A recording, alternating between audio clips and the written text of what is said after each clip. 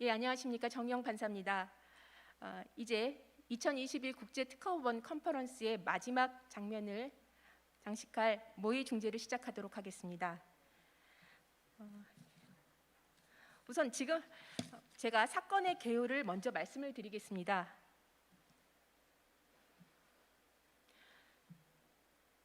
모의 중재 시나리오 PPT 좀 띄워주시기 바랍니다.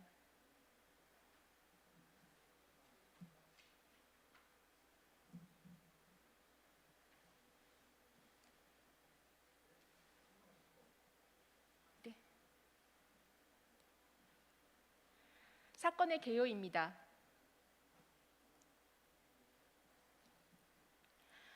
본 모의중재 사건의 신청인 본안사건 원고는 1990년대부터 비장치를 제조 또는 판매해온 회사입니다. 그리고 피신청인 본안사건 피고는 2005년 신청인 회사의 연구원으로 입사하여 근무하다가 2015년 퇴사한 사람입니다. 문제의 비장치의 제조 공정을 보시겠습니다. 크게 핵심 부품인 A 부품을 제조하는 공정, 여기서는 선공정이라고 하겠습니다. 그리고 그렇게 제조된 A 부품을 내부에 장착해서 B 장치를 완성시키는 후 공정, 이렇게 두 가지 공정으로 이루어집니다. 그리고 위 핵심 부품인 A 부품과 관련하여 발명의 완성 이전까지 업계에서는 약 10개 정도 종류의 기존 A 부품이 제조, 판매되고 있었습니다. 피신청인이 발명자들 중 한 명으로 되어 있는 이 사건 발명은 비장치에 장착되었던 핵심 부품인 기존 A 부품 대신에 새롭게 사용 가능한, 그러니까 새로운 A 부품, 즉 앞으로 A 부품이라고 명명되는 이 새로운 A 부품 및 그 제조 방법에 관한 것입니다. 피신청인은 2005년 신청인 회사에 입사 후 퇴사할 때까지 기존 A 부품을 대체할 새로운 부품의 개발을 위한 연구팀의 팀장으로 일하여 왔고, 해당 팀에는 그 하급자로 연구직원 3명이 더 있었습니다. 신청인의 피신청인 회사 입사 당시 피신청인 회사의 기존 연구팀은 종전의 A 부품을 대체할 만한 새로운 부품을 개발하기 위한 연구를 3년째 진행하는 중이었고, 위와 같은 기존 A 부품의 문제점 파악 및 그 해결을 위해 새로운 부품이 가져야 할 속성 등에 대한 리스트 작성을 일부 완성한 단계에 있었습니다. 피신청인은 그 연구팀과 함께 2011년 AA 부품 및 그 제조 방법에 관한 발명을 완성하였고, 이후 피신청인과 연구팀 직원들은 이 발명에 대해 특허를 취득할 수 있는 권리를 모두 신청인 회사에 양도했습니다. 위와 같은 경위를 갖는 이 사건 발명은 이후 2013년에 한국에 특허 등록되었고, 그리고 2014년에는 D국에 특허 등록되었습니다. 피신청인 회사의 이 사건 발명 이용 관계를 말씀드립니다. 우선 피신청인 회사는 2012년부터 한국과 G국의 각 공장에서 AA 부품을 장착한 B 장치를 생산했습니다. 생산된 B 장치는 특허 등록국인 한국과 D국, 그리고 특허 비등록국인 H국에서 판매되었는데, 자세한 판매액 내역은 자료집 기재와 같습니다. 그리고 피신청인 회사는 이 사건 발명에 대한 실시권도 허락하였습니다.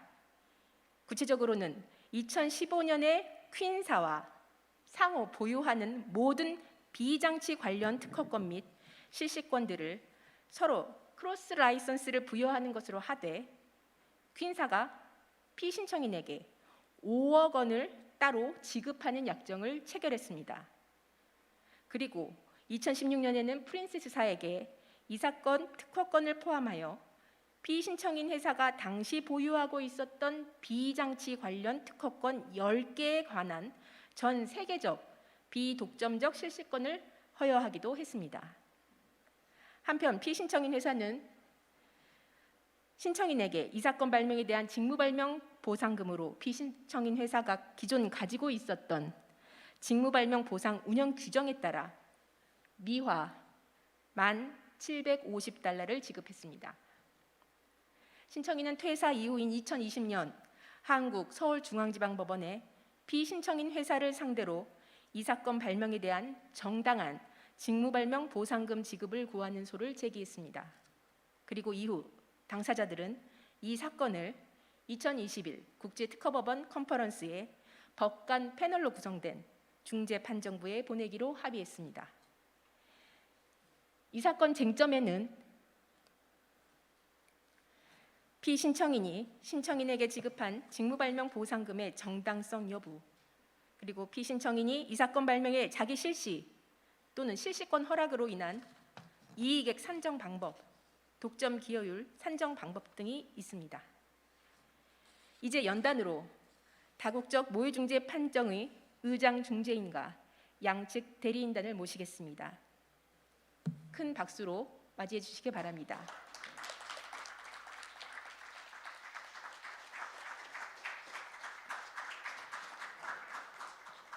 그리고 모의중재 판정부의 구성원인 독일, 일본의 법관 패널로 구성된 중재인단을 온라인으로 다시 연결하겠습니다. 연결해 주실까요?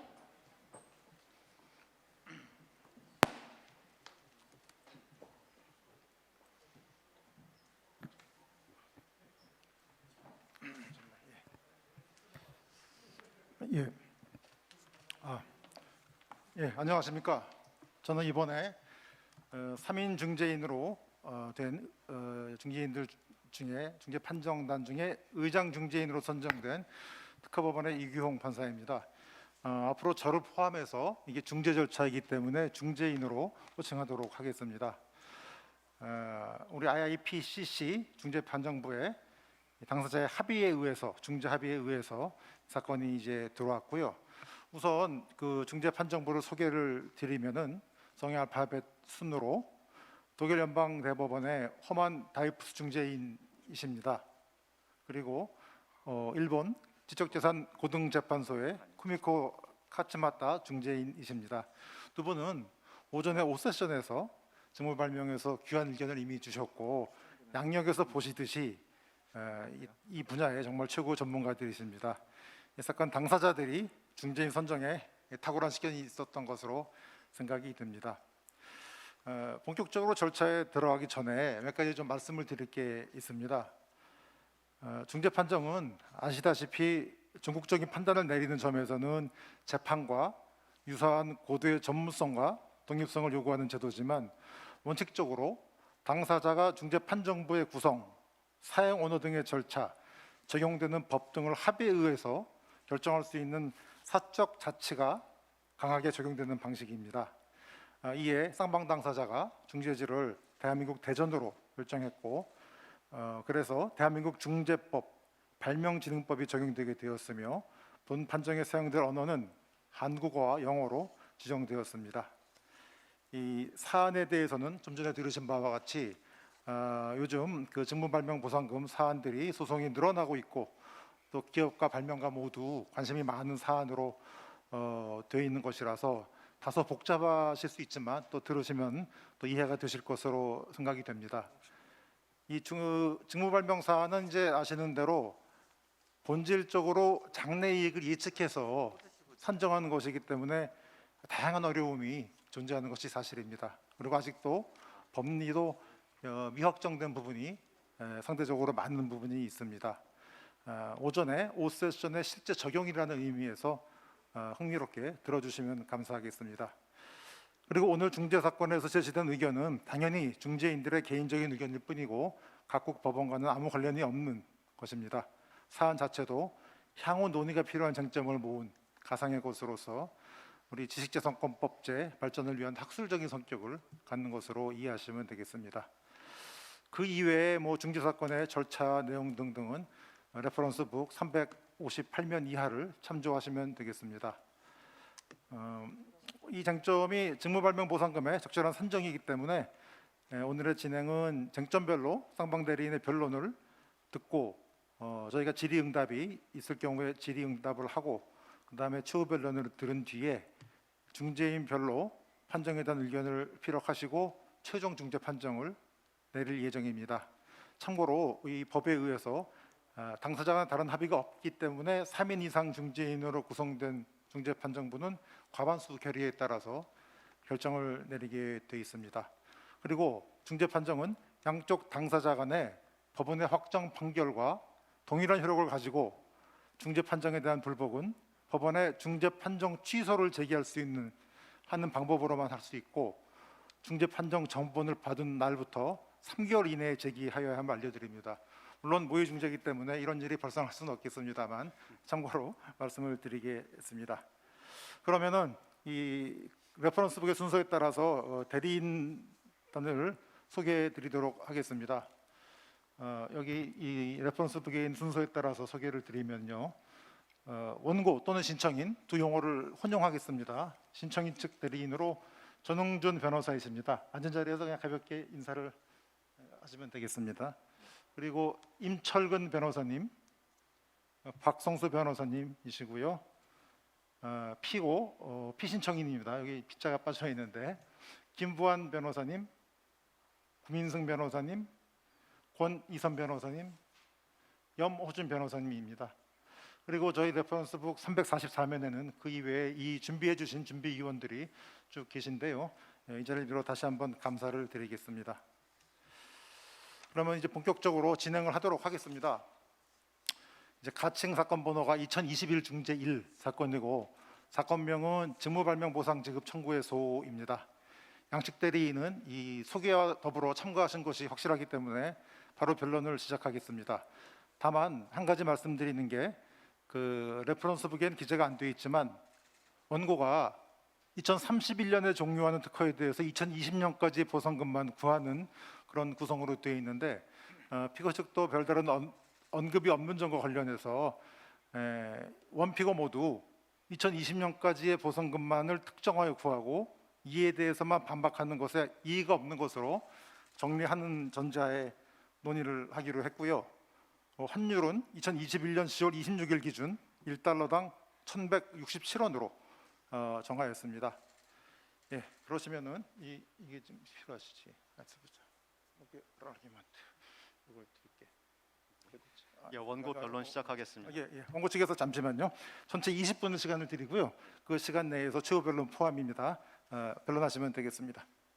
예, 원고 변론 시작하겠습니다. 원고의 청구 취지는 다음과 같습니다. 피고는 원고에게 54억 718만 625원 및 지연이자를 지급하라. 소송 비용은 피고가 부담한다. 가집행에 관한 신청을 원래 했습니다만 이 사건이 중재로 이관됨에 따라서 가집행 신청은 취하하겠습니다. 기본적인 사실은 다음과 같습니다. 원고는 피고가 제조 판매하는 비장치를 개발하기 위해서 2005년 8월 1일 입사했습니다. 원고는 기존의 B 제품의 A 부품을 대신할 수 있는 AA 부품 및 그 제조 방법에 관한 특허를 완성했고요. 이 발명은 한국에서 제500만 호 특허로 특허 설정이 되었습니다. 특허권자는 피고고 발명자는 원고와 R1, R2, R3 이렇게 4명입니다. 이 발명은 D국에서 한국 출원을 우선권으로 주장해서 제800만 호로 특허 등록이 되었습니다. 발명의 명칭과 특허권자는 동일합니다. 현재 비장치의 업계의 상황은 다음과 같습니다. 피고는 이 발명의 완성 전까지 A 부품에 대해서 매출액 대비 로열티 5%를 킹사에게 지불하면서 비장치를 제조 판매해 왔습니다. 이 사건 발명 완성 당시에 비장치의 양산 능력을 갖춘 회사는 피고와 킹사, 퀸사를 포함한 5개의 회사만 있었습니다. 이것은 A 부품의 대체 개발이 매우 어렵고 위 5개 업체가 신규 라이센스를 주지 않았기 때문입니다. 신규 AA 부품 개발에 따른 상황은 다음과 같습니다. 피고는 AA 부품을 사용해서 B 장치를 제조해서 한국과 G 공장에서 생산해서 전 세계에 판매한 것이 미화 11억 5,400만 달러입니다. 피고는 이 사건 발명 완성 이후 B 장치 생산 시 D국의 A 부품 관련 특허 대신에 AA 부품에 대한 이 사건 특허를 사용했고요. 결국 B 장치 생산에 사용된 모든 특허가 피고의 특허인 셈이 되었습니다.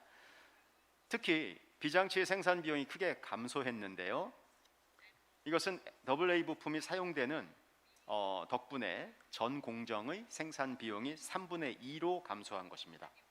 피고는 한국의 프린세스사에게 이 사건 발명의 특허권을 포함한 특허권 10개에 관해서 라이센스를 주었고요.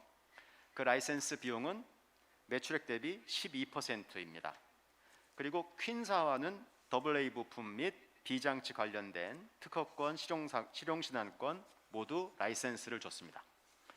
피고는 원고에게 다음과 같은 직무발명 보상금을 지급했습니다. 상세한 내용은 생략하겠습니다.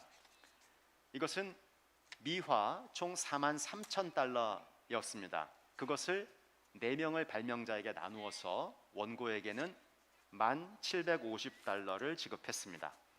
피고는 원고에게 미화 1,750달러를 발명 보상금으로 지급한 것입니다. 그럼 직무발명 보상금이 어떻게 지급 의무가 생겼는지를 말씀을 드리겠습니다.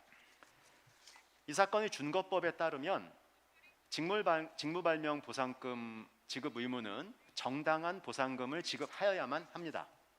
그런데 피고의 보상 규정에 따른 보상은 그 보상 형태와 보상 금액을 결정함에 있어서 종업원으로부터의 청취를 고려하지 않습니다. 그래서 피고의 보상 규정은 합리적인 것으로 인정될 수 없습니다. 피고의 발명 보상 규정에 따르면 발명자인 종업원은 오직 결정의 대상이 될 뿐이었습니다. 그래서 정당한 보상금이 될 수 없다라고 주장하는 것입니다. 직무발명 보상금의 지급 의무는 정당한 보상금이 되어야 합니다. 그런데 피고 회사의 보상 규정에 따른 실적 보상과 처분 보상은 그 상한이 정해져 있습니다. 따라서 사용자가 얻은 이익이 그 관련 매출액이 매우 크거나 발명 자체의 기여도가 매우 높아서 일정 범위를 넘는 경우 정당한 보상금의 규모가 매우 커져야만 함에도 이를 반영하지 못하는 잘못이 있습니다. 또한 피고 회사의 발명 보상 규정은 특허 등록 후 7년까지만 보상합니다. 따라서 특허권의 존속 기간이 20년인데 여기에 비해서 보면 매우 불합리합니다. 또한 일정 기간 내에 신청이 없는 경우 보상금을 받을 권리를 상실하도록 규정되어 있습니다. 이런 면에서도 역시 피고 회사의 직무발명 보상 규정은 합리적인 것이 못 됩니다. 따라서 원고는 정당한 보상금을 받지 못했다라고 주장하는 것입니다. 이제 직무발명 보상금의 범위에 대해서 설명드리겠습니다. 네, 직무발명 보상금의 범위에 대해서 이어서 변론을 진행하도록 하겠습니다. 슬라이드 12면인데요. 직무발명 보상금은 지금 하급심 실무, 저희 실무에 따르면 직무발명으로 인한 피고의 이익, 그리고 발명자의 공헌도, 그리고 발명자의 공동 발명 기여율을 살펴보도록 되어 있습니다. 그 중에서 직무발명으로 인한 피고의 이익은 또 분설해 보면 직무발명 관련 매출액을 정하고 또 직무발명 기여도를 또 정하고 가상 실시료 및 독점권 기여율을 고려해서 이것을 곱하는 방식으로 피고 사용자가 얻을 이익을 산정하도록 되어 있습니다. 13년입니다. 이 슬라이드에서는 지금 피고가 B장치 매출액이 나와 있는데요. 기본적으로 피고는 한국과 D국에 특허권을 등록했기 때문에 이 나라에서 발생하는 특허권에 기초한 매출액들은 다 무리 없이 피고의 사용자가 얻을 이익으로 고려될 수가 있습니다. 다만 이 표에서 보시다시피 H국 판매, 가로하고 G국 생산 부분이 있는데 이 G국과 H국은 이 사건 직무발명에 기초한 특허권이 등록이 되지 않은 나라입니다. 그렇다면 이러한 특허 비등록 국가의 나라에서 발생한 매출액도 피고 사용자 이익으로 간주될 수 있는지 쟁점이라고 생각됩니다. 다음 장입니다.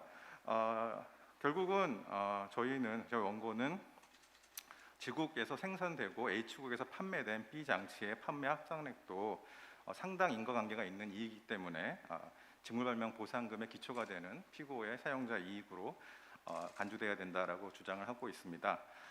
이것에 대해서는 대법원 2014-220-347 판결에서도 피고 사용자 이익이 직무발명의 권리 범위와 반드시 일치하지 않음을 시사한 바가 있고, 관련해서 특허법원 2020-115 판결도 이 피고자 사용자 이익을 좀 유연하게 고려해서 결국은 직무발명과 상당 인과관계가 있는 그러한 범위 내의 이익으로 산정할 수 있다, 이렇게 판시한 바가 있습니다.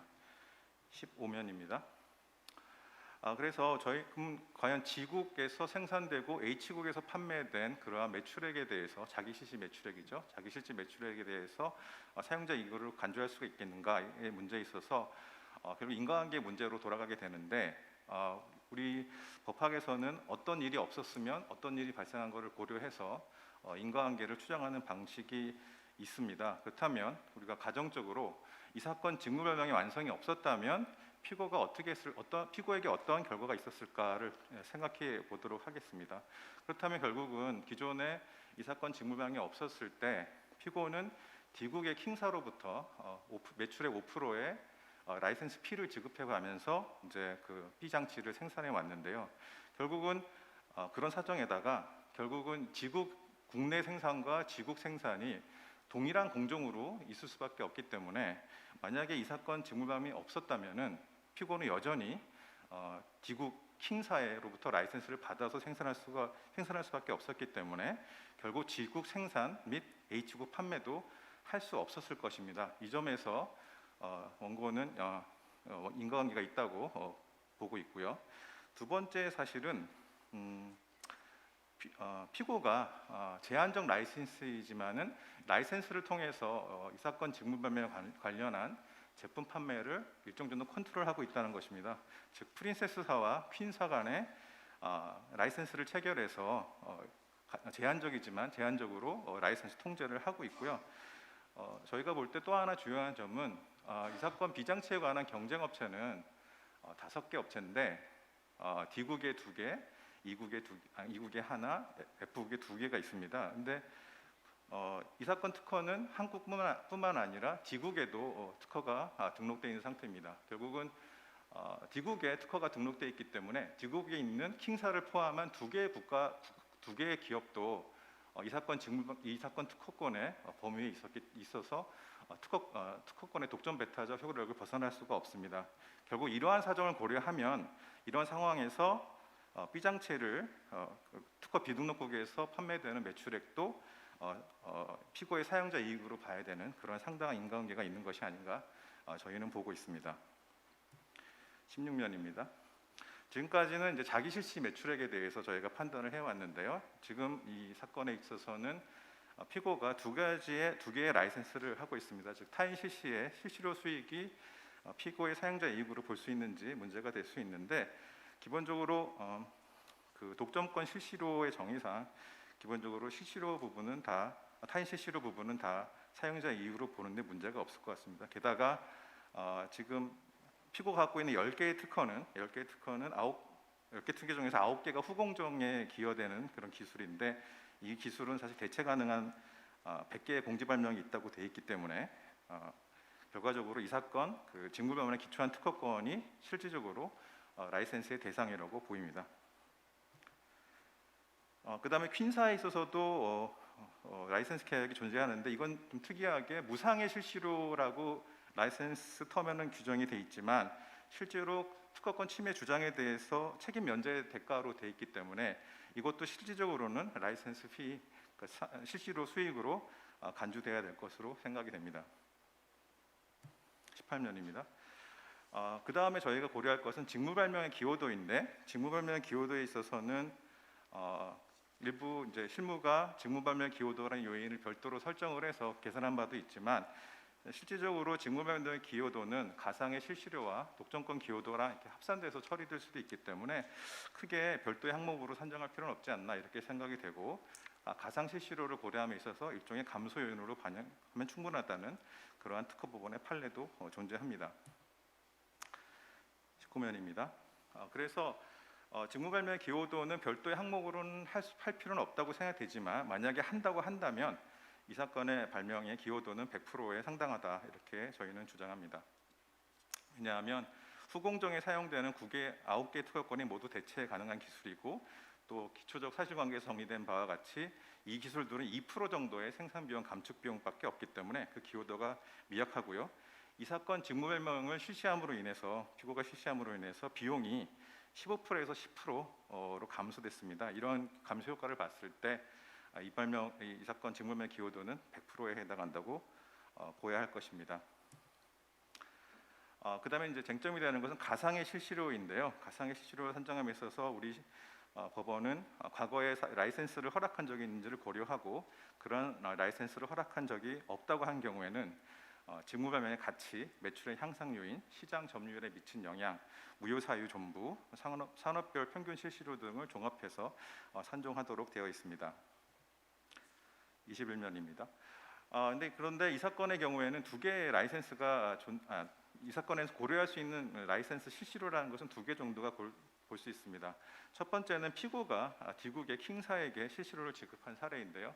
이것은 사실 지급의 방향이 반대이긴 하지만 이 사건의 경우에는 그 피고가 디국의 킹사에게 라이센스료를 지급해야 했던 그 대상이 1대1로 이렇게 대체 가능한 부품이었기 때문에 거꾸로 피고가 타인에게 라이센스를 허락했을 때의 실시료로도 간주될 수 있다. 저희는 그렇게 봅니다. 두 번째 사례는 이제 한국의 프린세스사로부터 실시료를 지급받은 사례인데요.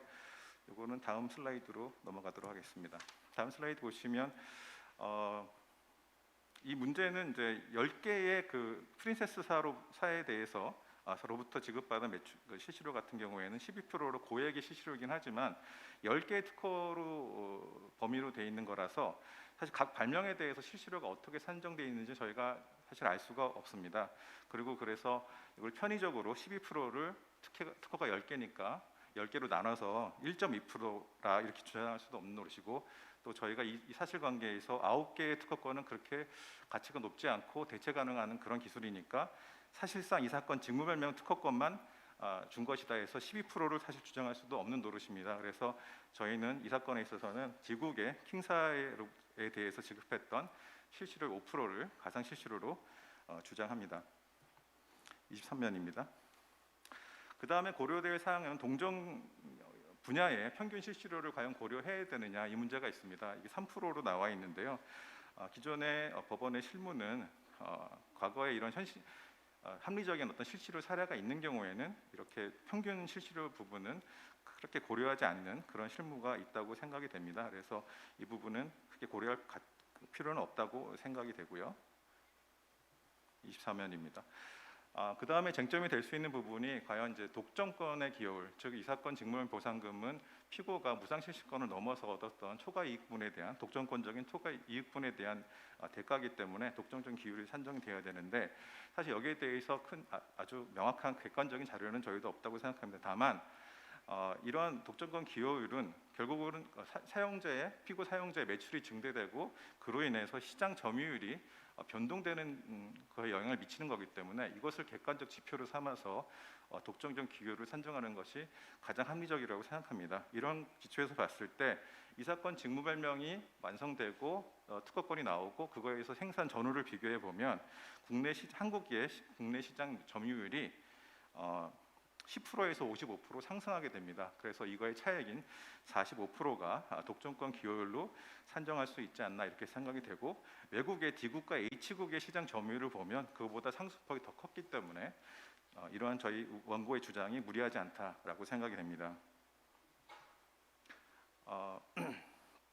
실시로 수익의 부분에 대해서는 타인 실시 부분에 대해서는 타인 실시 같은 경우에는 독점권 기율의 정의에 따라서 본질적으로 다 100%로 간주되어야 되는데, 한 가지 쟁점은 이러한 타인 실시가 있는 경우에 피고의 자기 실시 부분에 대해서 어떤 부정적인 영향을 주는 것 아닌가.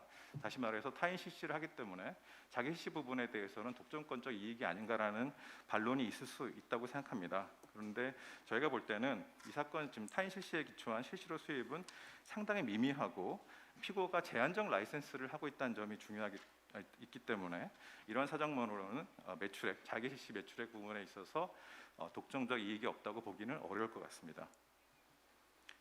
발명자 공헌도를 이제 고려해야 되는데요. 여기에 대해서는 사용자 공헌 요소와 발명자 공헌 요소가 각각 양쪽으로 나눠져 있습니다. 근데 저희가 볼 때는 발명자 공헌 요소를 봤을 때 이미 피고는, 그러니까 원고는 비장치를 주제로 이미 박사학위를 취득한 상태에서 연구를 수행했고, 또 팀원 3명을 이렇게 조직화시켜서 기초적 연구가 잘 안 됐던 부분을 이렇게 발명의 완성까지 이르게 된 그런 큰 공로가 있어서 저희 원고는 발명자 공헌도가 70% 이상이지 않나 이렇게 보고 있습니다.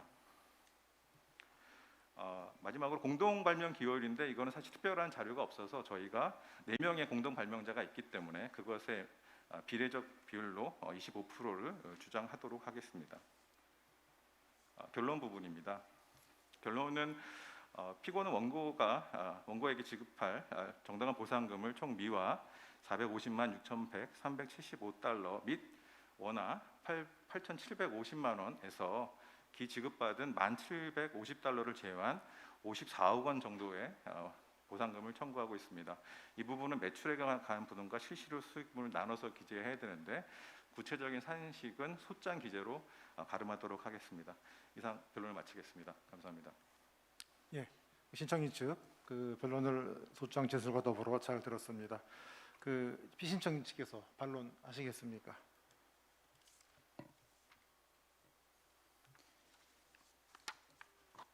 예, 피신청인 측에서 변론하도록 하겠습니다.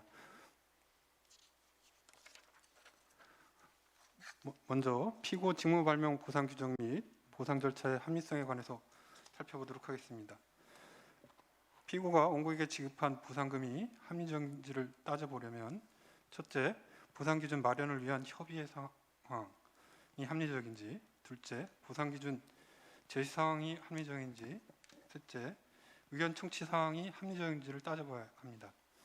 첫 번째로 보상 기준 마련을 위한 협의 상황과 관련해서 보면, 이 사건에서 피고는 직무 발명 보상 규정을 제정하는 과정에서 종업원 등으로부터 충분한 기간을 정하여 의견 수렴을 하고 협의를 거쳤습니다.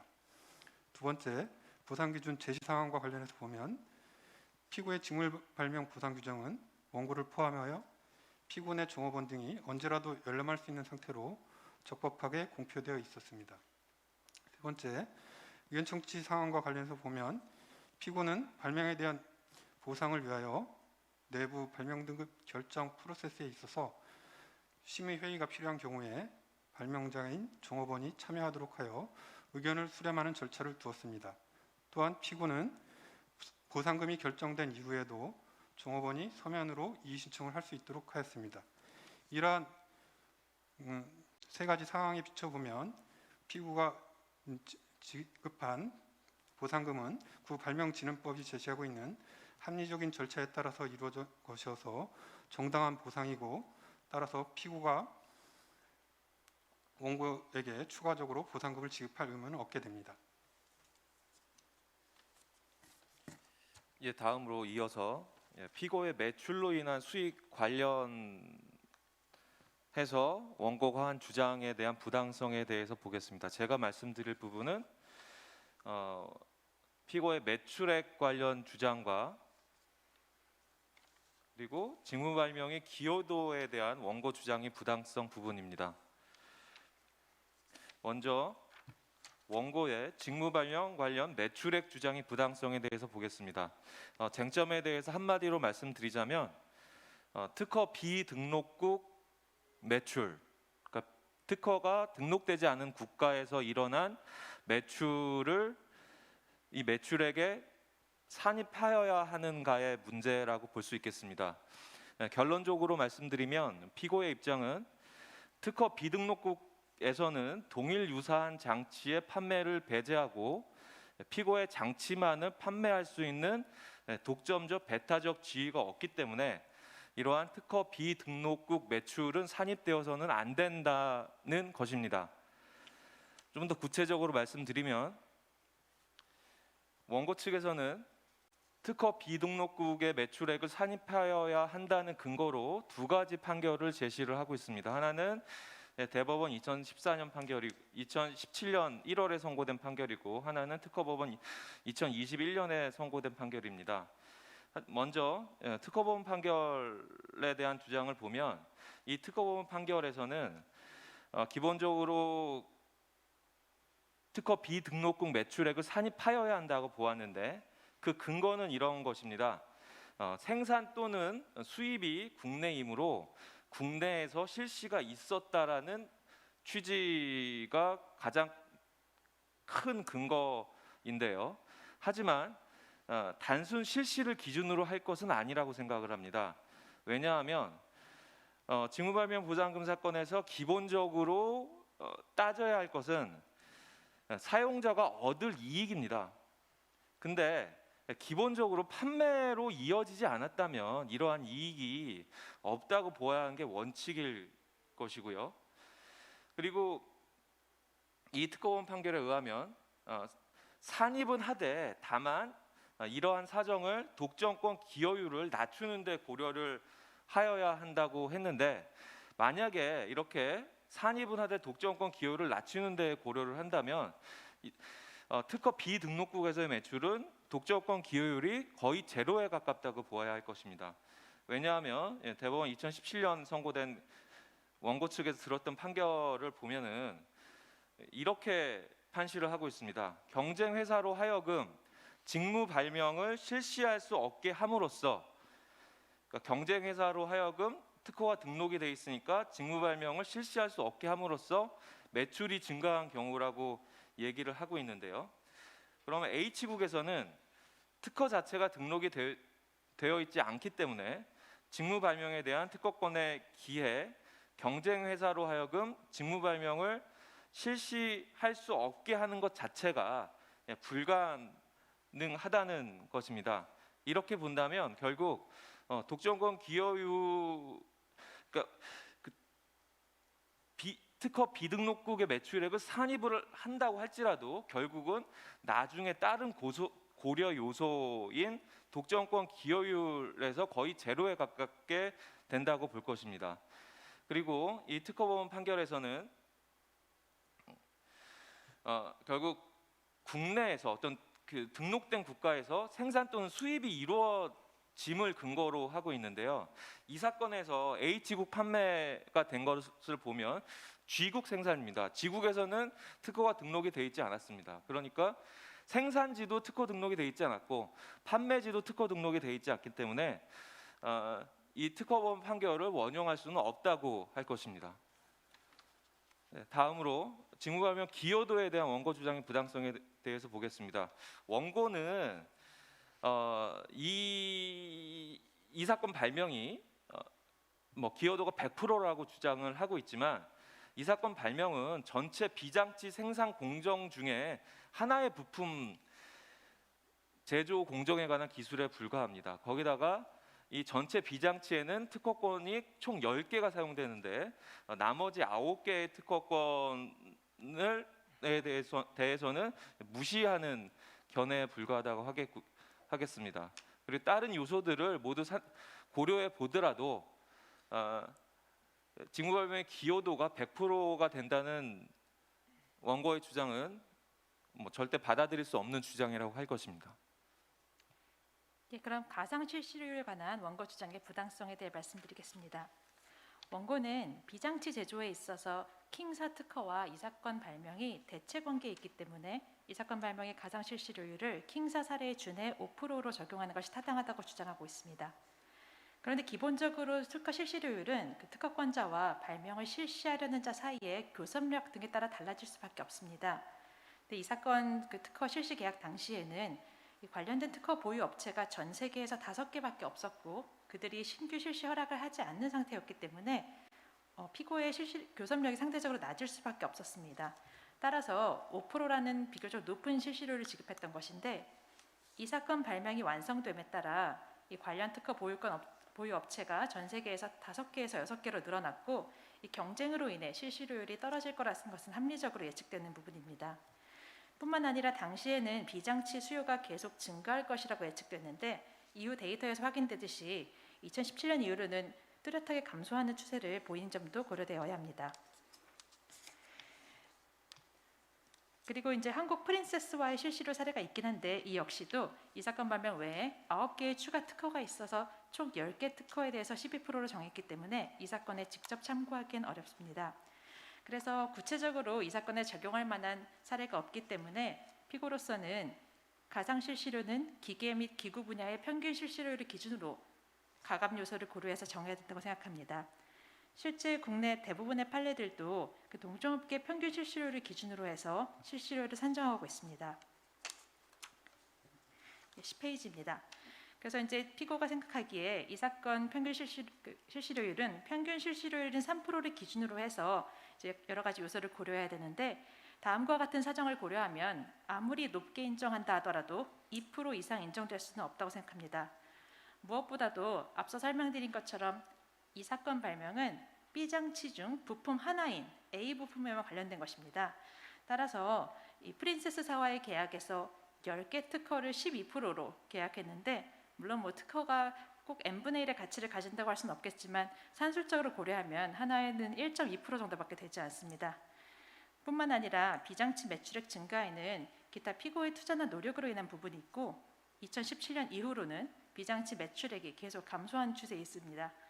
그리고 기존 A 부품에 관한 특허의 존속 기간이 이제 곧 만료되게 되는데 그렇게 되면 대체할 만한 공지 기술이 증가할 것이라는 점도 고려되어야 됩니다. 실제 다음 슬라이드에 있듯이 국내의 주요 직무 발명 보상금 판결 사례를 보면 대체로 2% 내지 3% 수준에서 이 실시료율이 정해지는 것을 알 수 있습니다. 여기 저희가 예시로 든 사례 중에 이제 5%라는 높은 실시료율이 인정된 사례가 있는데 이 경우는 제약 발명으로서 이 제약 분야의 평균 실시료율이 5%였기 때문에 이런 점이 고려되어서 선정된 것입니다. 따라서 이 건 같은 경우에도 이 3%를 기준으로 하되 여러 가지 말씀드린 사정을 고려하면 실제로는 아무리 높게 잡아도 2% 이상의 실시료율이 인정될 수는 없다 할 것입니다. 그리고 독점권 기여율에 관한 원고 주장의 부당성에 대해 말씀드리겠습니다. 원국에서는 2017년과 2012년에 시장 점유율을 비교해서 독점권 기여율을 주장하고 계신데요. 사실은 이 주장 자체가 굉장히 자의적인 부분이 있습니다. 2017년은 가장 점유율이 높았던 해로서 사실 굳이 2017년을 딱 집어서 계산하는 것은 옳지 않다고 생각되고 원고 주장을 그대로 따른다 하더라도 가장 최근인 2019년 기준으로 하면 35% 증가에 불과합니다. 근데 2017년하고 지금하고 어차피 이 사건 특허를 실시하는 건 똑같은데 매출액이 갑자기 2017년부터 뚜렷하게 하향한 거에서 알 수 있듯이 실제 비장치 매출액에 이 사건 특허가 기여한 부분은 그렇게 크지 않습니다. 이 매출액 변동은 기본적으로 이 시장 자체의 성장과 쇠퇴 그리고 피고의 기술 역량이라든지 인지도나 명성 등에서 비롯된 고객 흡입력, 홍보 및 마케팅 활동 등에 기인한 것입니다. 따라서 원고 논리대로 하더라도 이 숫자 산정은 자의적일 뿐 아니라 실제 독점권 기여율은 그렇게 높지 않습니다. 특히 고려되어야 될 것은 앞서 말씀드린 것처럼 피고가 이미 프린세스사와 퀸사에게 이 사건 발명에 대해서 실시 허락을 하였기 때문에 독점적 지위가 상당 부분 상실되었다는 점입니다. 이 사건의 경우 처분 보상과 실시 보상 모두가 보상의 산정 대상으로 고려되고 있는데 이렇게 이 라이센스 부분이 별도로 그 보상의 산정 기초로 고려되는 이상 피고가 실시를 허락함으로써 독점적 이 지위 상실된 부분도 고려되어야 합니다. 마지막으로 이 비등록금 매출 같은 경우는 기본적으로 보상액 산정의 기초에서 제외되어야 되는 것이 피고의 입장이지만 설사 매출을 포함시키는 경우에는 독점적 이익이 거의 없다는 것을 고려되어야 합니다. 네, 다음으로 제3자와의 라이선스 계약으로 인한 피고의 실시료 수익 관련해서 답변 드리도록 하겠습니다.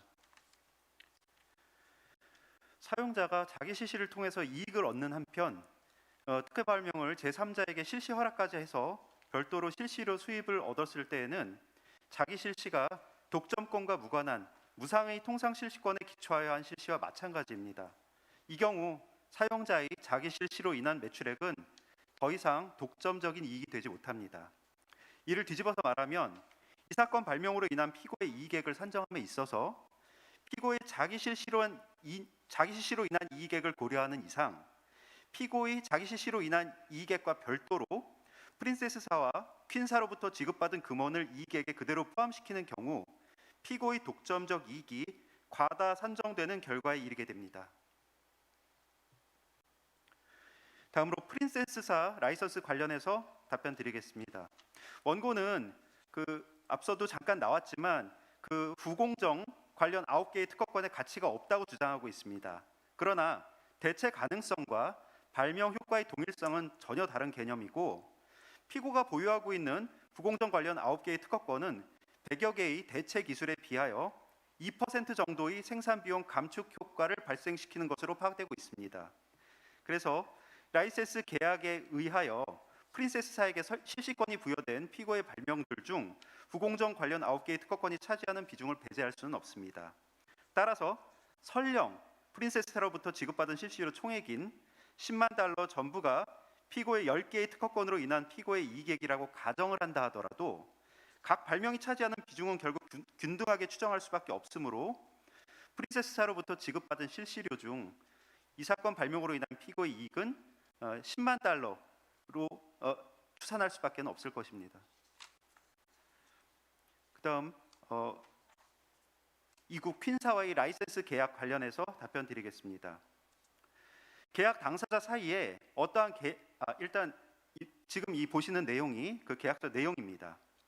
계약 당사자 사이에 어떠한 계약 내용을 처분 문서인 서면으로 작성한 경우에 문헌의 객관적인 의미가 명확하다면 특별한 사정이 없는 한 문헌대로 의사표시의 존재와 내용을 인정해야 한다는 것이 대법원의 확고한 입장입니다. 피고의 퀸사와의 라이센스 계약은 실시료는 무상이고 피고에게 지급하는 5억 원은 특허의 침해 또는 특허 침해 주장에 대한 책임 면제의 대가라고 명시하고 있습니다. 그 문헌의 객관적인 의미는 명확합니다. 따라서 원고의 주장은 계약의 문헌에 반하는 해석으로서 지극히 부당하고 오히려 피고가 퀸사로부터 받은 5억 원은 이 사건 발명에 대한 실시 대가가 아니라 피고와 퀸사가 각각 보유한 AA 부품 및 비장치 관련 특허료의 차이를 보전하기 위한 것일 뿐입니다. 그리고 피고와 퀸사의 라이센스 계약은 크로스 라이센스 계약입니다. 피고 회사가 크로스 라이센스 계약을 통해서 이익만을 얻었다고 보기도 어렵습니다. 또한 이 사건 발명으로 피고가 얻은 이익에는 피고가 퀸사의 특허를 실시할 수 있게 됨에 따른 이익도 포함되어 있습니다. 다음으로 원고는 계약일 기준으로 피고와 퀸사가 보유한 관련 특허들만을 검토하여 이 사건 발명의 가치를 주장하고 있습니다. 그러나 피고와 퀸사와의 라이센스의 대상은 양사가 2025년까지 보유하게 되는 장래의 특허까지 포함하고 있습니다. 따라서 원고의 주장은 장래의 특허 등을 고려하지 않았다는 점에서 부당합니다. 퀸사에게 실시권이 부여된 피고의 발명들 중 부공정 관련 9개의 특허권이 차지하는 비중이나 중요성을 배제할 수 없다는 부분이 있는데요. 이 부분은 이미 이전에 설명드린 부분과 중복되므로 여기서 더 이상 말씀드리지는 않겠습니다. 피고가 비장치 생산을 위해서 퀸사의 실시 허락이 필요하지 않다는 주장도 원고가 하고 있는데요. 퀸사가 피고가 생산하는 비장치가 자신의 특허권을 침해하는지 여부에 관해서 문제를 제기하지 않았다는 사정만으로 비장치에 퀸사가 보유하고 있는 특허들이 사용되지 않는다고 단정할 수는 없습니다. 따라서 원고의 주장은 이런 면에서 부당합니다. 이상 살펴본 바와 같이 원고의 주장은 전부 이유가 없습니다. 그리고 퀸사로부터 지급받은 5억 원 전부가 설령 피고의 10개의 특허권으로 인한 피고의 이익액이라고 가정을 한다 하더라도 피고가 퀸사로부터 지급받은 금원 중 이 사건 발명으로 인한 피고의 이익은 5천만 원에 불과하다고 할 것입니다.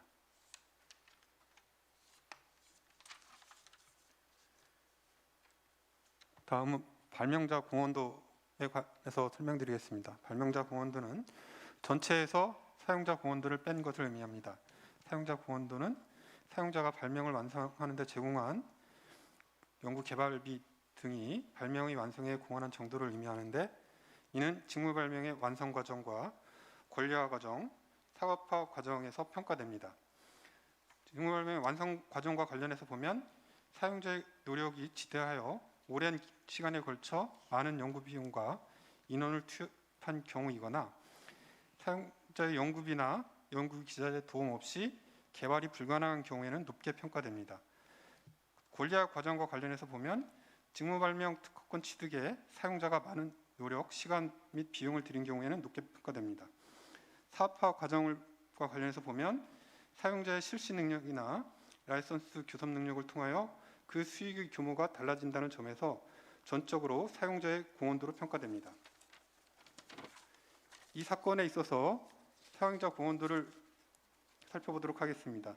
직무 발명 완성 과정에서 피고가 사용한 총 연구 개발비는 2와 90만 달러에 달합니다.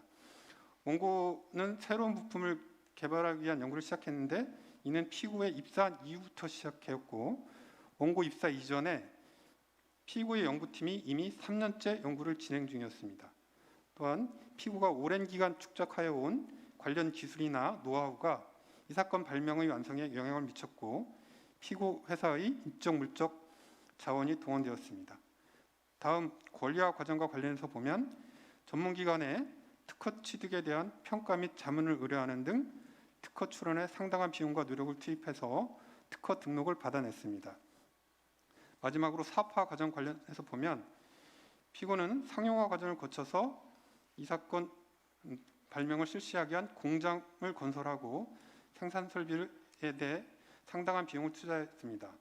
그리고 피고의 실시 능력이나 라이선스 교섭 능력 작용의 결과로 라이선스 계약이 체결되었습니다. 이러한 점들을 종합해서 보면 이 사건 직무 발명에 대한 사용자인 피고의 공헌도는 적어도 95% 이상에 이르는 것으로 평가되어야 합니다. 다음으로 원고의 공동 발명 기여율에 대해서는 4명 사이에 특별한 우열 관계가 없으므로 4분의 1로 한정되어야 합니다. 마지막으로 결론으로 이런 점에서 원고의 촉구는 이유 없어서 기각되어야 합니다. 이상 발표를 마치겠습니다. 예, 이상처럼 쌍방의 그 변론을 들어봤습니다. 각 양측 모두 각 요소마다 설득력 있는 주장을 하시는 것 같고요. 이제 굉장히 판단이 어려운 사안임에는 분명한 것 같습니다. 이번에는 그 저희가 재판부 질의 사항을 한번 있으시면은 하고 싶은데요. 혹시 우리 중재인들께서 질의가 있으시면은 해주시죠.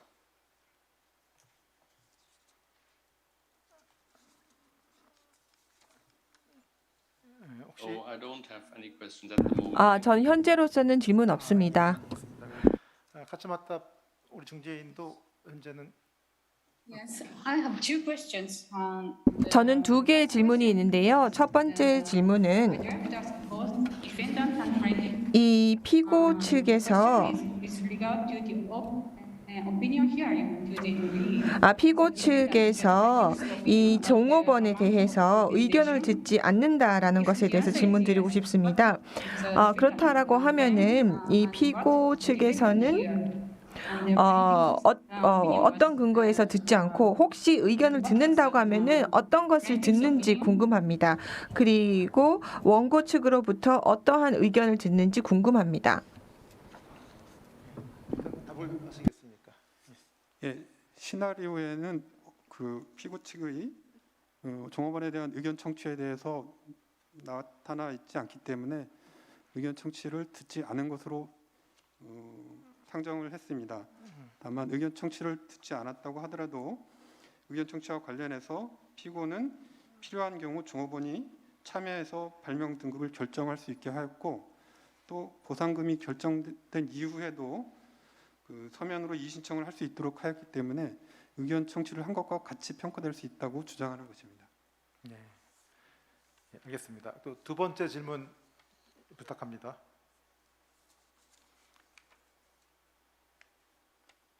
예, 카츠마타 우리 중재인께서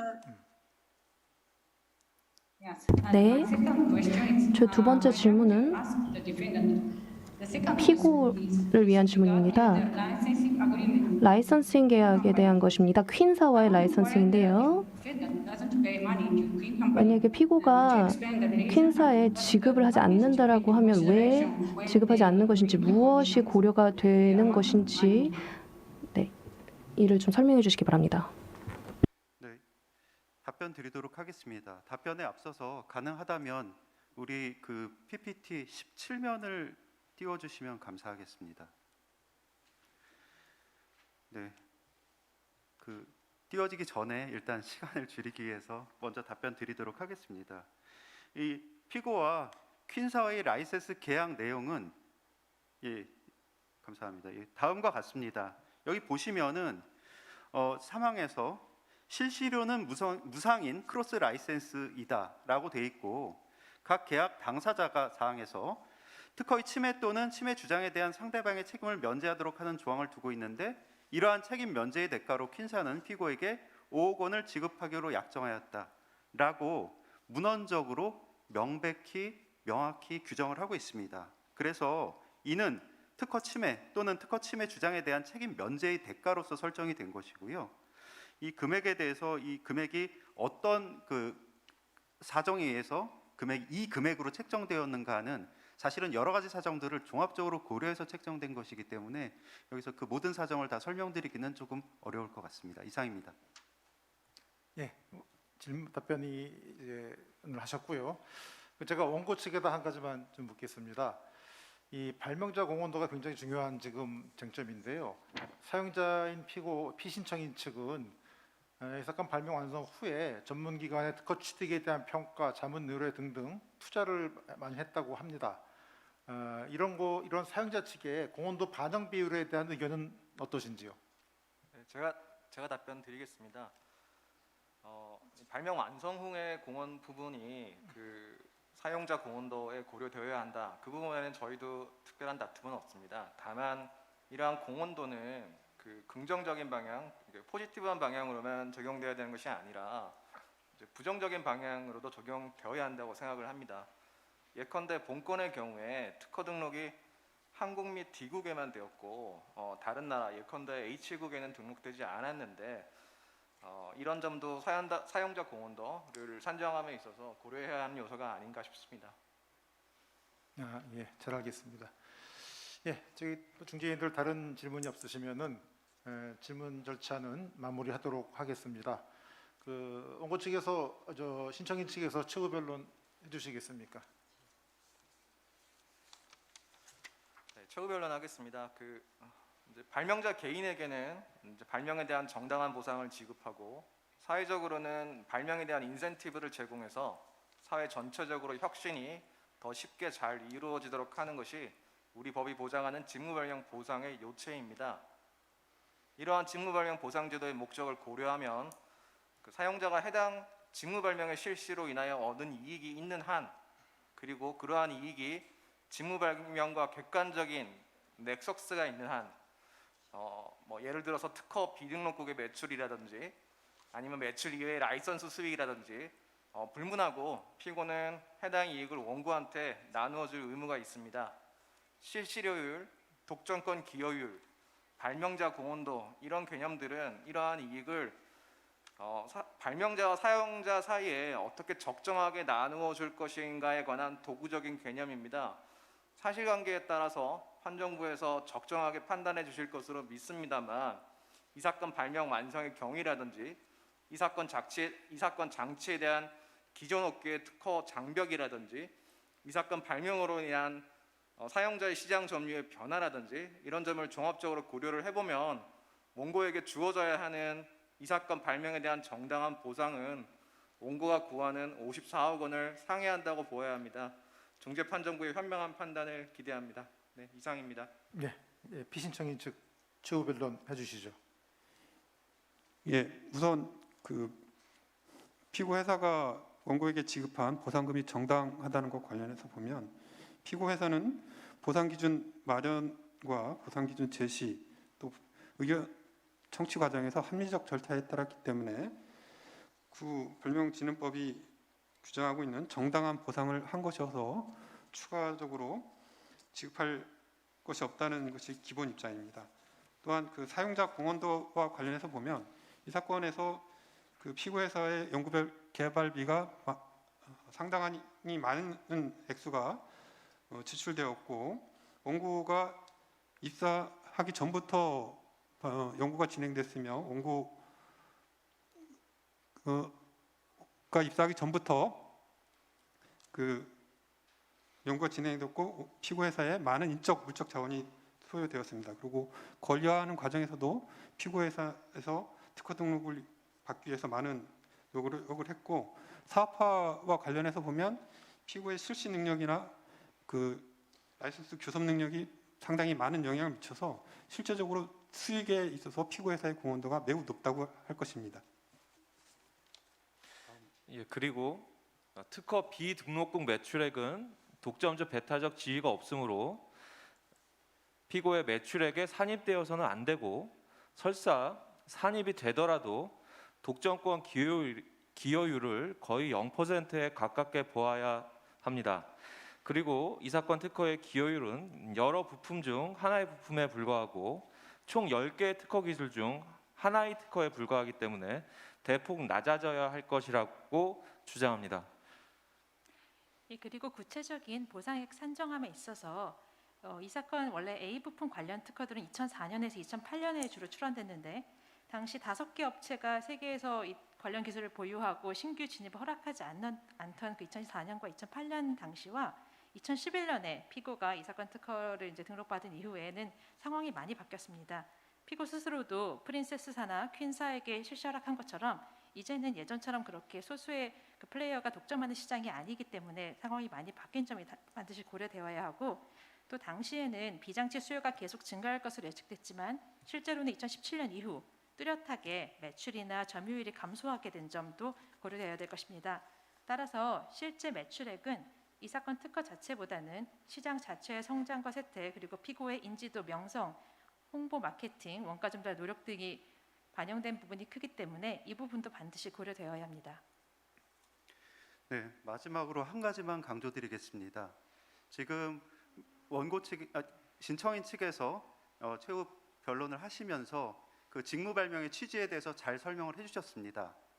중요한 것은 우리가 필요한 부분이 있다면은 직무 발명에 대해서 정당한 보상금이 지급되어야 하지만 그 정당한 보상금 역시 과다 계상되어서는 안 된다는 것 또한 명백합니다. 라이센스 계약 그리고 우리 실시 부분 관련해서 한 가지만 강조해서 말씀드리자면 피고의 자기 실시로 인한 이익액을 고려하는 이상 그 별도로 프린세스나 퀸사로부터 지급받은 금원을 그대로 이익에 포함해서 어느 쪽이든 독점적 이익이 과다 계산되는 결과에 이르러서는 안 된다는 점을 강조를 하고 싶습니다. 예, 지금까지 경청해 주셔서 감사합니다. 이상으로 마치겠습니다. 예, 맡으셨습니까? 예, 지금 뭐 쌍방이 그 한치도 양보 없이 이제 변론을 해주셨습니다. 죄송합니다. 피고 피신청인 측에서 최후 변을 조금 길게 해주셔가지고 저희도 예, 하나만 그러시죠. 추가하겠습니다. 예, 추가하시죠. 이 사건에서 중요한 쟁점이 되는 것이 이제 특허 비등록 국가에서의 이제 매출이 직무 발명 보상금 산정의 기준이 될 수 있느냐에 대한 문제인데요. 기본적으로 대법원은 이제 상당 인과관계가 있으면 이제 보상금 산정의 대상이 된다라는 입장이고, 그 다음에 특허법원 2020나 115 판결 같은 경우에는 물론 그 피고 피신청인 측에서 말씀하신 것처럼 국내에서, 그러니까 제품이 일부 특허권이 있는 국내에서 생산되거나 아니면 다른 나라에서 생산되었다가 한국에 들어오는 등의 사정이 있다는 점이 이 사건과 다르기는 합니다.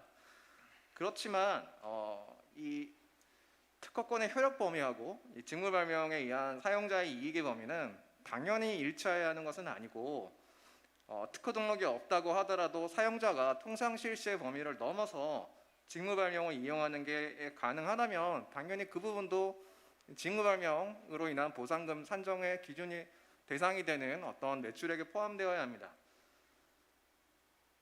예, 잘 알겠습니다. 예, 중요한 쟁점을 짚어주셨습니다. 이제 중재판정부가 원래는 이제 합의를 하고, 사실 이런 합의는 굉장히 시간이 걸릴 부분이지만 저희가 이제 기존 제출된 자료를 근거로 해서 이미 논의가 해온 바가 있습니다.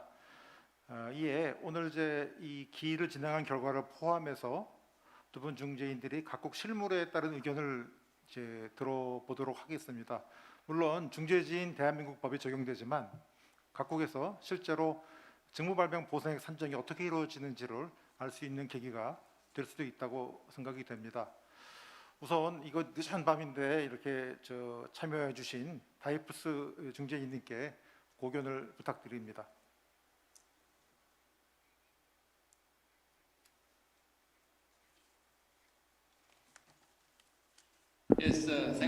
네, 감사합니다. 먼저 오늘 여기에 이 모의 중재의 중재인으로 초대받게 되어 영광으로 생각합니다. 그래서 상당히 모험 같았습니다. 제 입장에서는 모험 같았고 또 재미있는 모험이었습니다. 그리고 두 분 통역사님께 감사드립니다. 두 분 덕분에 어떤 내용들이 오가는지 이해할 수가 있었습니다. 그리고 또 이 양쪽 변론의 그 퀄리티가 너무 높은 것에 깊은 인상을 받았습니다. 그러면은 이 사건에 대해서 제가 보기에 독일에서 이러한 법을 다루는 사람으로서 제 생각을 나누도록 하겠습니다. 먼저 이 피고 측의 가이드라인의 관련성과 관련해서 이 보상과 관련되는 가이드라인이 일단 공정해 보입니다. 그리고 또 이러한 절차적인 요건에 대해서 컴플라이언스가 충분히 이루어졌다라고 하면은 즉 이 보상이 너무 낮지 않게끔 하는 절차들이 충족되었다라고 하면은 저는 그런데 그 과정에서 원고의 의견이 없었다라고 하지만 그런데 또 그 이후에 이의 제기가 없었다라고 하는 것은 고려를 해야 될 것 같습니다. 그리고 그래서 아까 질의응답 시간에 제가 그런 것들을 들었는데요. 제 생각에는 그럼에도 불구하고 사전에 종업원의 목소리가 들려져 발언할 수 있어야 된다고 생각합니다. 그리고 아티클 15 같은 경우는 이 통제 컨트롤과 관련되는 것인데 이 가이드라인에 의한 보상이 공정했느냐에 대한 것인데 제 생각에는 낮다라고 생각합니다. 그다음에 두 번째 이 에이즈 국가에서 발생한 매출이 고려되어야 되느냐에 대해서 독일법에서 보면은 이렇게 특허가 없는 외국 국가에서의 발생 매출은 이러한 보상을 산정하는데 고려되지가 않습니다. 그리고 그 경우에는 이 H 국가에서의 특허 보호에 대해서 웨이브를 줬다라고 여겨지기 때문입니다. 그러나 그리고 또 사용자의 특허가 보호된다라고 생각되기 때문입니다. 그리고 이러한 특허 보호에 대해서 해외에서 보호를 받을 수가 있는 것이 이제 독일에서의 법입니다. 그다음에 두 번째로 이 전반적인 제품에서의 이 발명의 기여도는 독일법 하에서는 이것이 별도의 포인트가 아닙니다. 즉 별도로 기여도를 산정하는 것이 아닙니다. 그래서 이 경우에는 팩트가 이 발명이 그 전체 제품을 보는 것이 아니라 그 부품만 보는 것입니다. 그래서 독일법 같으면은 이것을 이런 경우에 가설적인 실수료를 가정하지 않습니다.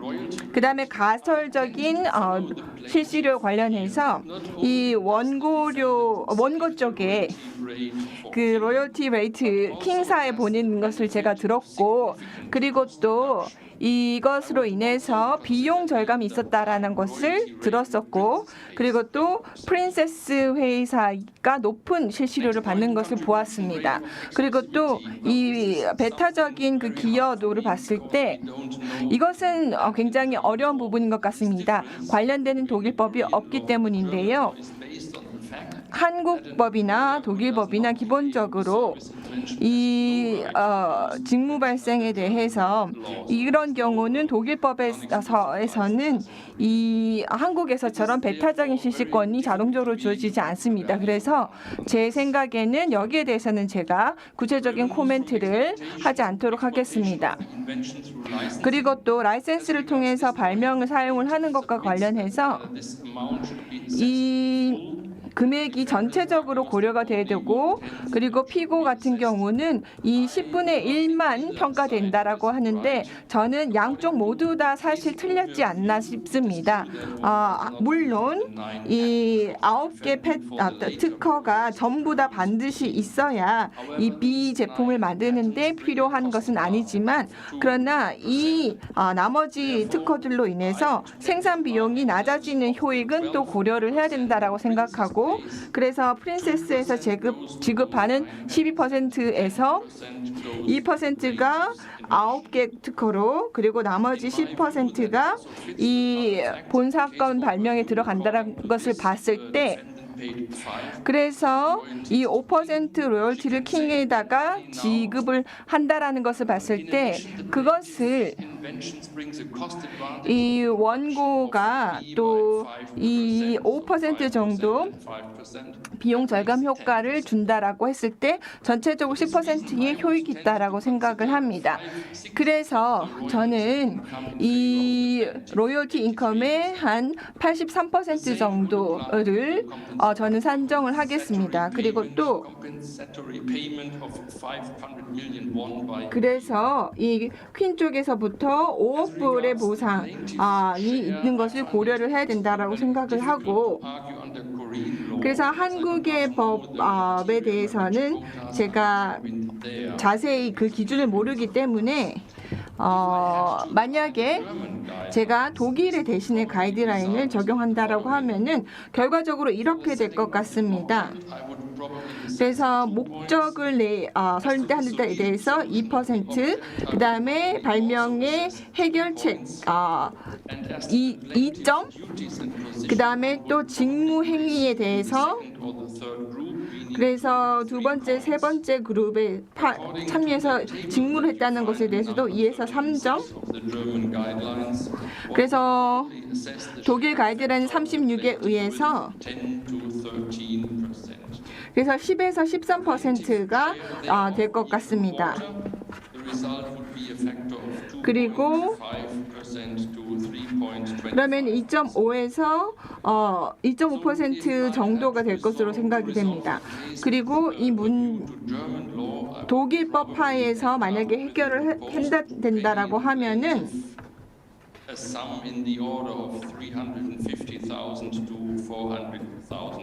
결과적으로 35에서 40만 불 정도를 원고에게 지불을 하는 것이 맞을 것 같습니다. 그리고 한국법에서 만약에 한국법에 따라 해결된다라고 하면은 이 판사님의 의견을 저도 그대로 존중하겠습니다. 네, 대단히 감사합니다. 진짜 좋은 의견 주셨습니다. 네, 바로 이어서 일본의 하치모토 중재인께서도 의견을 주시겠습니까?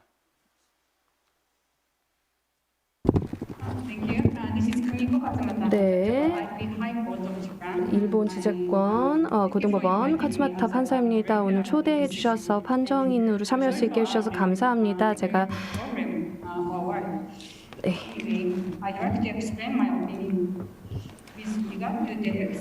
말씀을 드리자면 그 보상금을 지급해야 되는 그 의무에 대해서 말씀드리겠습니다. 우선 피고는 그 의무가 있다라고 생각을 합니다. 이 경우에 그 발명자의 그 의견 청취를 더 봐야 된다고 생각합니다. 그 발명진흥법 15조 2항을 보면은 이제 정당한 합리적인 보상금이 지급이 되어야 한다라고 합니다. 일본에서의 좀 특허법에 대해서 말씀을 드리면 좀 비슷한 규정이 있습니다. 15조에 상당히 비슷한 상응하는 그 규정이 있습니다. 그 보상금 규모를 정하기 위해서 어떻게 보상금을 산정할 것인지를 어느 정도 다루고 있습니다. 그 피고의 가이드라인을 보겠습니다. 만약에 그 보상금의 그 산정액이 규정에 따라서 산정을 했더라도 만약에 그 인벤션으로부터 나온 그 이익에 상응하지 못하고 그보다 적다라고 하면 그것은 문제가 됩니다. 지금 이 경우에 최종 산정이 되었던 그 피고의 지침을 따라서 산정이 되었던 이 보상금은 상당히 적습니다. 이 사용자의 이익에 비해서 너무 적습니다. 따라서 피고는 원고에게 더 추가적인 보상금을 지급을 해야 할 의무가 있습니다. 두 번째로 그 산정에 대해서 조금 더 말씀을 자세히 드리도록 하겠습니다. 이 보상금에 대한 그 산정을 할 때 사용자의 이익, 즉 이 인벤션을 사용을 실시함으로써 얻은 그 이익을 고려해야 합니다. 이에 포함되는 것은 그 특허를 실시한 것 그리고 또 라이선싱한 것 모두에서 오는 이익을 포함합니다. 우선 자기 실시에서 오는 이익을 포함을 해야 하고요.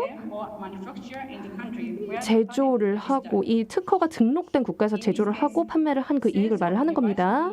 그리고 이 B장치를 D국에서 만들고 H에서 판매한 그 이익은 제외되어야 합니다. 왜냐하면 이 H국에서 판매한 그 이익은 정당한 그 특허 등록국에서의 판매액이 아니기 때문입니다. 따라서 이 B장치의 판매 규모를 볼 때 이 미 달러로 943만 불입니다. 그리고 기여율 같은 경우에는 이 발명의 기여율 같은 경우에는 그 기술적인 중요성을 봐야 됩니다. 이 경우에 지금 이 컴포넌트 A가 나머지 9개 특허에 비해 그 가치가 훨씬 높습니다. 지금 이 사건 특허는 선공정에 들어가는 것이고 훨씬 더 그 제조 비용을 감소시키는 그 효과가 큽니다. 나머지 9개 특허에 비해서요. 그리고 이 B 장치의 점유율 또한 이 발명 이후에 훨씬 올라갔습니다. 또한 이 크로스 라이선싱 계약을 퀸 기업과 맺었는데 이것이 특허 등록 이후였습니다. 그리고 이 원고는 그 국무총리로부터 그 공로를 인정받기도 했습니다. 이 발명은 따라서 기여율이 한 70%로 봐야 한다라고 저는 아까 방금 말씀드린 그 요소들을 기반으로 그렇게 판정을 했습니다. 그리고 가상 실시료율에 대해서 말씀을 드리겠습니다. 피고는 프린세스 컴퍼니와 이 통상 실시권을 B장치에 대해서 허여를 했는데요. 이 계약에서 프린세스 기업은 그 판매액의 특정 비율을 이제 로열티로서 지불을 했습니다. 이 피고는 이 판매액의 5%를 실시료로 킹에게 이 발명 이전에 사실 지급을 했었어야 합니다. 이 업계의 통상적인 실시료율인 3%를 고려하고 또 이 발명이 10개 특허 중에서 차지하는 그 중요성을 모두 고려해서 저는 이 가상 실시료율이 5%로 책정하는 것이 합리적이라고 이번 사건에 대해서는 이야기하고 싶습니다. 또한 독점권의 그 기여도에 대해서 말을 하겠습니다. 30%가 적당하다고 생각합니다. 그 이유는 한국에서 B장치의 점유율이 10%에서 45%로 발명 이후 늘어났습니다. 또 이 피고가 제조하고 판매를 하는 그 노력 또한 상당히 기여가 되었다고 생각합니다. 시장 점유율을 높이는데 상당한 기여를 했죠. 그 피고 기업의 10개 특허들은 이 컴포넌트 A와 관련된 그 5개 특허를 가진 그 기업들로 실시가 되기 때문에 꽤나 큰 장벽이 있다라고 생각을 합니다. 이 라이선싱 어그리먼트에서 오는 그 이익에 대해서 말씀을 드리겠습니다. 이 프린세스 컴퍼니와 체결한 라이선싱 계약 같은 경우 이 특정 특허에서 발생하는 그 이익을 특정하기는 어렵지만 그 특허의 기여도를 보아야 합니다. 이 경우에는 이 사건 특허가 10개 중에서 이제 B장치에 기여하는 비율을 보자면 70%입니다. 따라서 7만 불로 이 기여율로부터 발생하는 그 보상금을 책정을 하겠습니다. 그리고 그 퀸으로부터 받은 5억 원은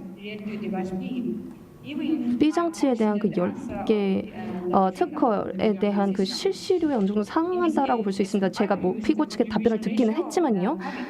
따라서 저는 여기서도 그 발명의 그 기여도를 모두 컨시더를 하겠습니다. 그래서 3억 5천만으로 보겠습니다. 그리고 그 발명자 혹은 그 사용자의 기여도를 보겠습니다. 사용자의 기여도를 보겠습니다. 이 경우에는 95%가 정당하다고 생각합니다. 왜냐하면 그 피고가 이익에 기여한 바가 상당합니다. 이 전체 공정을 보았을 때요. 아주 큰 투자를 연구 그리고 상업화에 해야 했습니다. 따라서 발명자의 기여율은 5%입니다. 원고의 이 공동 기여율은 25%이고 이에 대해서는 지금 논쟁이 없습니다. 그래서 제 계산을 지금 이 모든 요소를 종합해 보았을 때 말씀을 드리자면 자기 실시에 대한 보상금은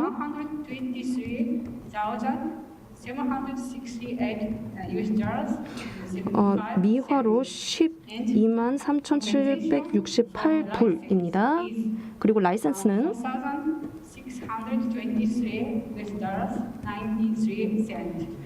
4,626불입니다. 이미 1,750불을 원고에게 지급을 한 상태입니다. 따라서 제 최종 의견은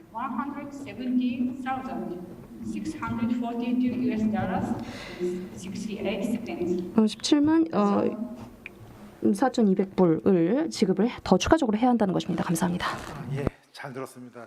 이제 이상으로 독일과 일본 양국 전문가들로부터 정말 귀한 각국의 실무를 반영한 의견을 들었습니다.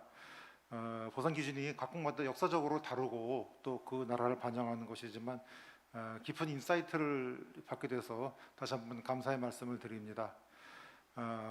모두 다 충분히 페어하고 리즈너블한 그 금액이라고 생각이 되고 한국의 실무에 있어서도 상당히 참조가 될 것으로 생각이 됩니다.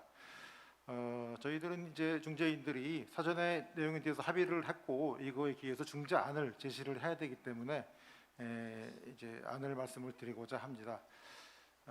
중재안을 띄워주시죠. 예, 띄워주시죠. 예, 저희가 이제 계산을 해본 부분인데요. 우선 이 정당한 보상인지 여부에 대해서는 이제 그 독일과 일본 중재인도 말씀하신 바처럼 정당하지 아니하다 이렇게 돼서 금액이 지급돼야 한다는 것으로 합의가 되었고요. 제가 간략하게 그 항목별로만 말씀을 드릴까 합니다. 그다음에 이제 사용자의 이익이죠. 그러니까 자기 실시로 인한 부분으로 먼저 갔을 때 사용자 이익에 있어서는 그 들으신 바처럼 이 다수결에 의해서 그 2억 1,100만 부분은 제외시키는 것으로 했습니다. 제외시켜서 나머지 9억 4,300만 불이 그 사용자 이익액으로 매출액 이익으로 계산이 됐습니다. 이 부분은 이제 오세션에서 논의가 상당히 있었던 부분이고 향후에 굉장히 논의가 많이 있어야 될 부분으로 생각이 됩니다. 특히 이제 이 원고 측에서 제시한 또 피고 측에서도 이제 제시한 바 있는 우리 그 판결들의 해석이 어떻게 이루어져야 될지에 대해서는 정말 연구가 있어야 될 부분으로 보이고요. 이 특허 비등록국에서의 매출이 를 이제 포함시킨 판결이 어떤 다른 그 전제, 다른 사안이 좀 다르다라고 주장하는 것도 쉽사리 배척하기 어려운 부분이라고 생각이 됩니다. 그다음에 이제 직무발명 기여도 이 부분입니다. 이 부분은 이제 80%로 잡았습니다. 이 별도 선정이 필요하다라고 인정을 했습니다. 이 별도 선정이 필요한 부분은 그 다른 이제 발명들도 있고 뭐 이런 부분들을 고려해서 이거는 이제 필요하다라고 결정을 했고요. 그다음에 가상 실시료율 부분입니다. 이 부분도 이제 또 얘기가 많이 있었습니다만 결국은 5%로 이것을 그냥 가는 것이 맞다라고 저희도 결정을 했습니다. 그리고 독점권 기여율의 경우는 이제 독일의 경우는 이제 나중에 보시면 아시지만 계산 방식이 상당히 달라서 쉽지 않은데 30% 정도로 보는 것에 그 합의가 이루어졌습니다. 30%로 넣어서 토탈 프라핏이 1,100만 3,100 아니요 죄송합니다. 1,131만 6천 불로 이렇게 계산이 됐습니다. 여기 이제 발명자 공헌도입니다. 발명자 공헌도가 이제 굉장히 어려운 부분인데 일본의 경우는 이제 우리 가츠마토 판사님은 이제 5%, 일본이 이제 95%를 사용자 측에 주로 하는 원칙을 가지고 있는 것 같습니다. 그래서 5%로 갔고 독일의 경우는 이제 아까 우리 다이후스 판사님께서 설명하신 대로 오세션에 잠깐 나온 얘기지만 그 종업원 지분율이라는 개념으로 과제 설정 기여율을 6단계로 나누고 과제 해결 기여율을 3단계, 종무원의 직무와 직위를 8단계로 나누어서 각각의 점수를 이를테면 뭐 만약에 이것이 뭐 1, 2, 3이다 그러면 6점이 되겠죠. 6점에 해당하는 지분율 표에 따라서 이것을 2%부터 100%까지 반영될 수 있도록 그런 표를 만들어서 운영을 오랜 기간 해온 것으로 봤습니다. 그래서 그 부분에 대해서도 저희가 논의를 해서 10%로 잡는 것이 합당하겠다 이렇게 봤습니다. 이 부분은 한국에서도 많은 또 이 얘기가 이것은 이제 일본의 기준에 의하면은 높게 잡은 것일 것이고 어떤 학자분들은 뭐 10% 이상 가는 거에 대해서 너무나 비판하시는 분도 계시고 일본에서는 5%도 많다고 얘기한 논의도 있고 굉장히 이제 다양한 것 같습니다.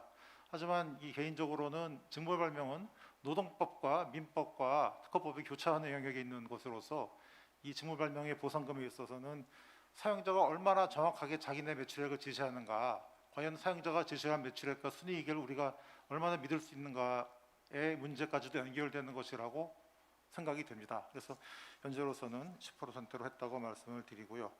공동 발명 기여율은 이제 25%로 이거는 뭐 결정이 돼 있었습니다. 그래서 이 자기 실시로 인한 부분에 대해서는 그 28만 2,900불 정도로 계산이 나왔습니다.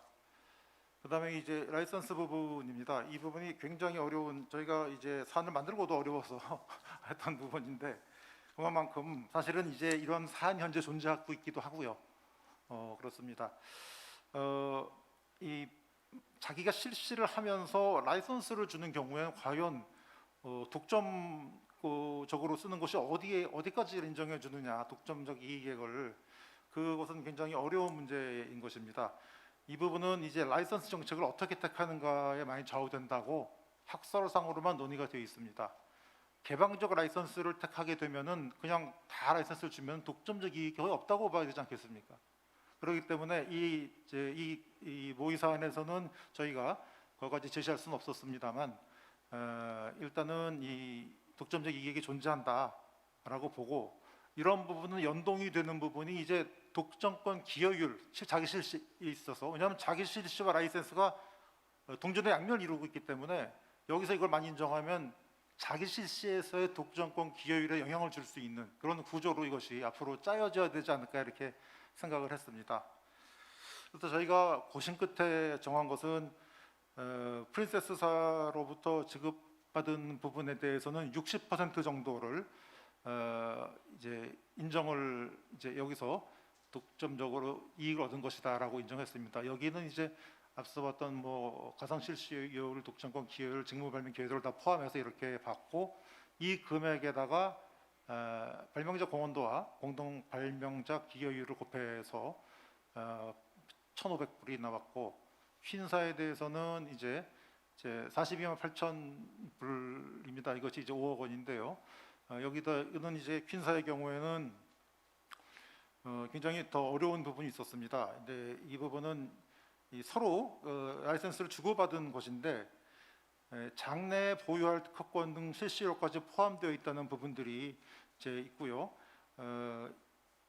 이 사건 발명은 피고가 휜사에게 포괄적으로 실시 허락한 10개 중에 1개인 것, 그리고 나머지 10개를 제외한 나머지 9개는 100여 개의 대체 기술이 존재하고 있는 것, 그리고 휜사는 A 장치 관련 특허를 이미 가지고 있어서 실시 허락이 없더라도 B 장치 생산이 가능하다는 점, 그리고 아까 말씀드린 대로 장내 취득 특허까지 대상으로 한다는 점 등을 다 고려를 해서 옳지 이렇게 잡았습니다. 이것은 정말로 잡기 어려운 금액이었는데요. 일본에는 논의가 있습니다. 이 부분에 대해서. 왜냐하면 크로스 라이센스를 했을 경우에 엄밀히 말을 하면 우리가 준 라이센스의 값과 우리가 사용할 수 있게 된 라이센스의 값을 다 계산을 해야 된다는 것이 원칙이 되겠습니다. 그래서 그 차액이 회사가 얻은 이익이다라고 해야 되는 것인데 그것은 이제 너무나 이제 이 사안에서는 하기 어려운 부분이라 그래도 프린세스사에 비해서는 독점적 이익률이 적다라고 봐서 50%로 보고 마찬가지로 10%와 25%를 곱했습니다.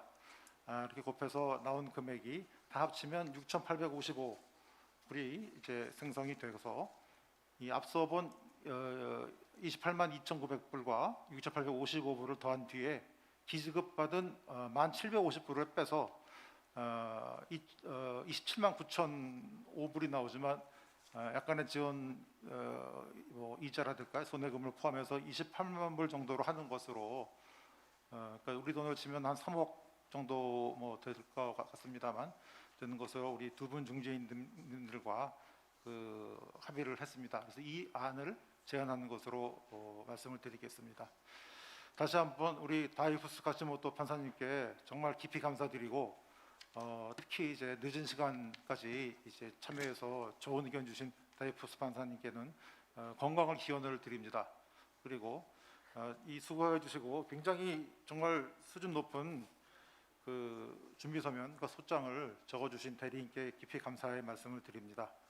앞으로도 독일, 일본, 특히 이 대륙밖에 시벨로 국가 판사님들과의 논의를 통해서 바람직한 특허 제도와 직무 발명 제도를 운영하고자 하는 것이 저희 국제 컨퍼런스를 주최한 한국의 바람임을 말씀을 드리며 중재 절차를 마치도록 하겠습니다. 저희 특허법원 국제 지식재산 재건센터에서는 직무 발명에 대한 지금 연구를 하고 있는데 최대한 반영을 해서 좋은 결과물이 나올 수 있도록 하겠습니다. 장시간 동안 수고해 주신 우리 중재인 두 분 그리고 우리 대리인들 그리고 플로어에 계신 분들께 깊은 감사의 말씀을 드리고 2021년 저희가 이 세션을 마지막으로 국제 컨퍼런스가 종료되었음을 말씀드립니다. 대단히 감사합니다.